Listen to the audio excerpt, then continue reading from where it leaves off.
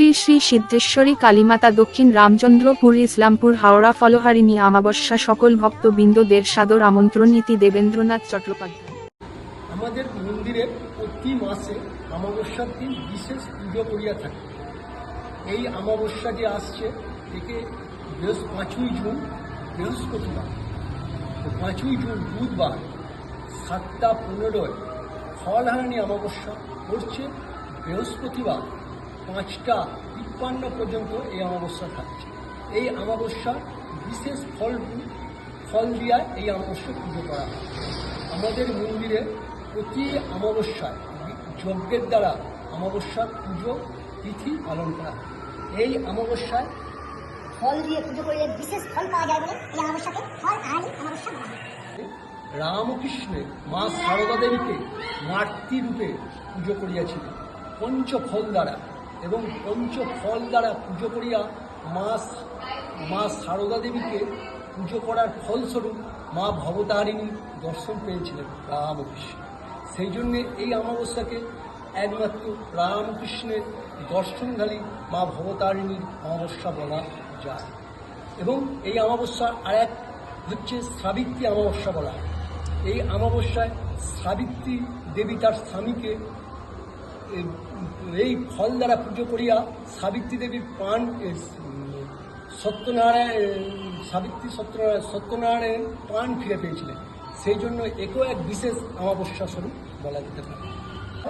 ওই জন্য বিশেষ করে বলবো, যারা এই অমাবস্যায় ফল দ্বারা পুজো করে এবং মায়ের কাছে প্রার্থনা করিবে, একটা ফল দান করিলে মা সেই মনস্কামনা পূর্ণ হয়। এবং যখন ফলটা দান করিবে সেই মনস্কামনা নিয়ে মায়ের পাদপদ্মে ফলটা দান করিবে। এবং যদি কেউ 16 কলা দিয়ে পুজো দেয়, একটা কলার ছড়াতে 16টা কলা থাকবে, এবং সেই কলা মায়ের পাদপদ্মে উৎসর্গ করতে হবে এবং একটা কামনা করে উৎসর্গ করতে হবে। এবং সেই কামনা যতক্ষণ না সফল হয় ততদিন ওই কলা খাওয়া যাবে না। এবং এই ফলহারিণী অমাবস্যায় যজ্ঞেতে যদি কোনো ফল আহুতি দেওয়া হয় তার বিশেষ ফল পাওয়া যায়, বিশেষ। এবং এই অমাবস্যায় কাল সর্পদোষ, মাঙ্গলিক দোষ এবং ভৌম দোষ, বিভিন্ন দোষ কাটানো হয়। এবং এই অমাবস্যায় মায়ের 108টা ফল দ্বারা ফলের মালা করিলে বিশেষভাবে ফল পাওয়া যায়।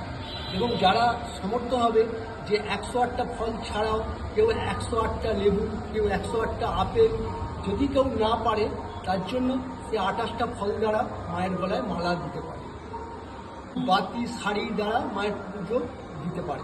এবং মায়ের কাছে যখন একটা ফলহারিণী অমাবস্যার দিন বিশেষ একটা ফল দিয়ে মায়ের কাছে একটা বিশেষ কামনা করে ফলটা দান করবেন, ব্রাহ্মণের হাতে দেবেন এবং ব্রাহ্মণের মায়ের পাদপদ্মে দেবেন।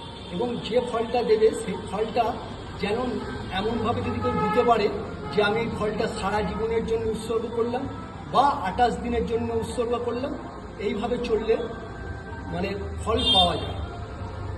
এই যজ্ঞে, এই পুজোর যে যজ্ঞ হয়, এই যজ্ঞে আহুতি দিলে বিশেষ ফল পাওয়া যায় এই ফলহারিণী অমাবস্যা। এবং এই অমাবস্যার দিন সধবা মেয়েরা একটি নতুন সিঁদুর কৌটো নিয়ে এসে মায়ের কপালে সেই সিঁদুর লাগিয়ে এবং ঘটে লাগিয়ে সেই সিঁদুরটা যদি কেউ ব্যবহার করে তার স্বামীর চাকরির পদোন্নতি, বিভিন্ন গ্রহদোষ এবং আয়ুর বৃদ্ধি এবং অনেক স্বামীর বিপদ হইতে উদ্ধার করে।